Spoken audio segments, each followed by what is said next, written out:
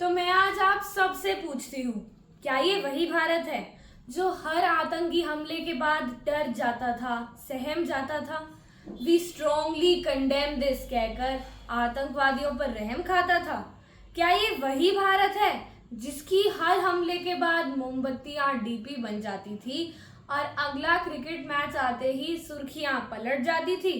क्या सच में ये वही भारत है जो ताज अटैक, पार्लियामेंट अटैक के बाद बस सुबक कर रह गया और हमारा पड़ोसी देश हंसा कि लो ये तो फिर दुबक कर रह गया? क्या सच में ये वही भारत है? मैं जानती हूँ आपका जवाब ना ही होगा।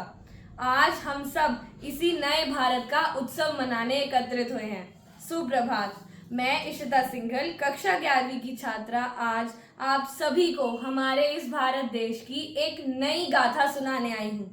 पर ये कहानी फूलों की नहीं, फौलाद की है। आराम की नहीं, संग्राम की है।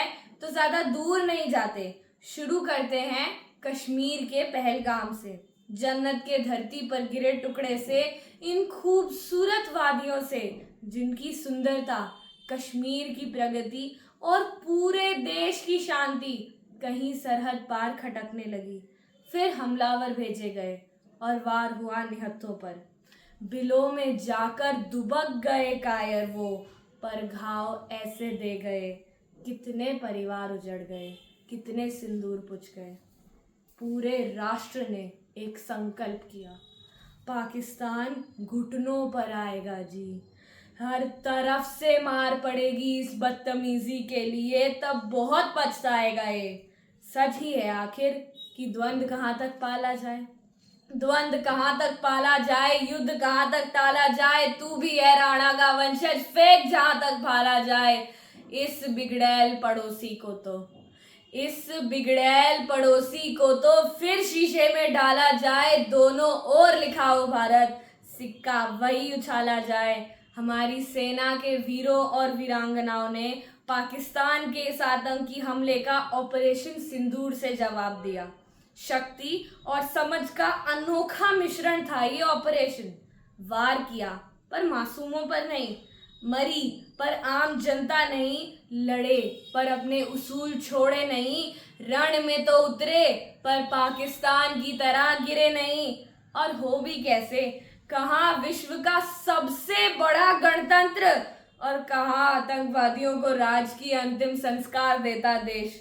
न कोई तुलना हो सकती है, न हो पाएगी कभी आईएमएफ के बेलआउट्स पर जिंदा देश की और सबसे तेज बढ़ती प्रमुख अर्थव्यवस्था मेरे भारत की।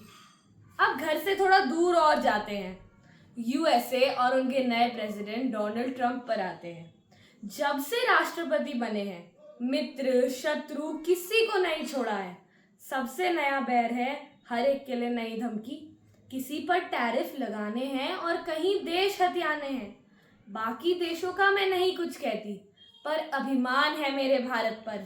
अमेरिका के धमकाने से घबराहट का माहौल नहीं है यहाँ पर।